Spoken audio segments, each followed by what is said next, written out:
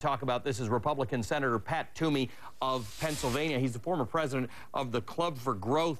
Senator Toomey, thanks for being here. Good to see you again. Morning, Ali. Thanks for having me.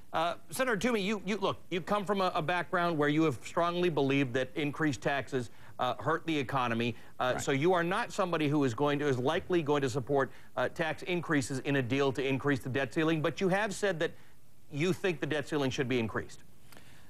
Yeah, absolutely.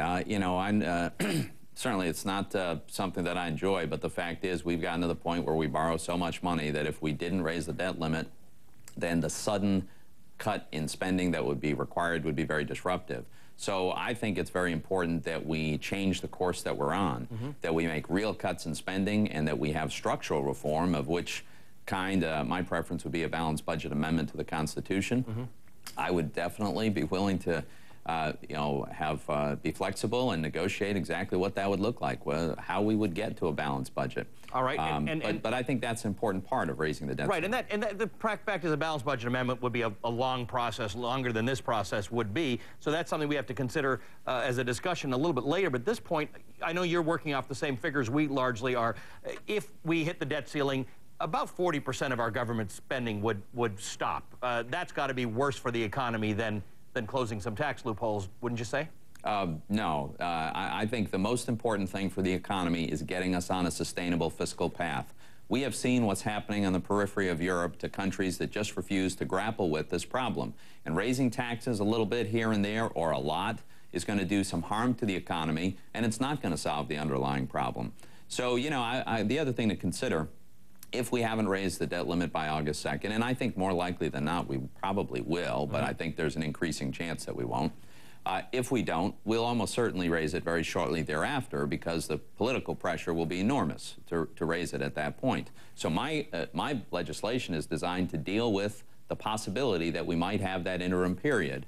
And we will have the ongoing revenue from taxes to easily be able to afford interest on our debt so that we don't have a catastrophic default. Yep. We can easily afford Social Security benefits, and we can easily afford to pay military pay. And like I said, I don't think we have a dispute as to what the figures are. So basically, based on the math we did on your proposal, if you do pay the interest on debt, and you pay Social Security checks, and you pay active military, here's what you might not be able to pay. The Department of Justice, FBI, courts, salaries of federal workers, the Department of Education, Pell Grants. Yeah, it's a long list. Yeah, right. What happens? What happens? I mean, that is a big shutdown. That is jobs that could be lost.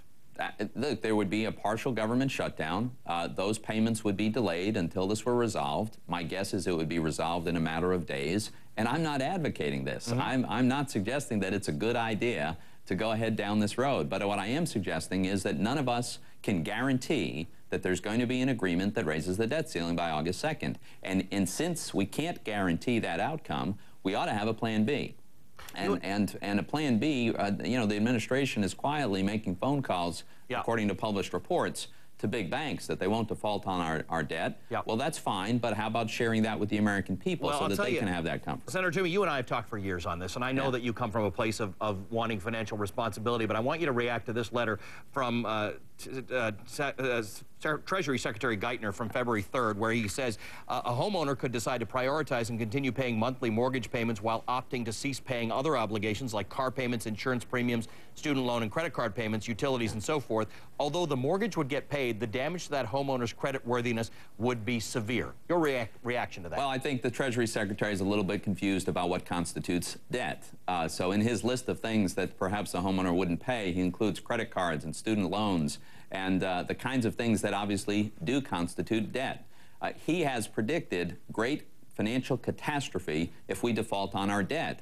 I'm suggesting that he's probably right, so let's not default on our debt. We're going to have the resources to avoid it. Does that mean we'll have to make some temporary and tough decisions in other areas and probably furlough some government workers and postpone vendor reimbursements? Yes. That's unfortunate, but it's better than a catastrophic default. Yeah, let me just ask you one last question. I want to show you a new poll, a Pew poll that has come out, and the question was, for lawmakers who share your views on this issue, they should 68% say they should be willing to compromise. 23% say stand by their principles. Now, the number that say that you should be willing to compromise is up 13% percentage points since April. And if you just look at Republicans, 53% want lawmakers to compromise, and that's up 10 percentage points since April.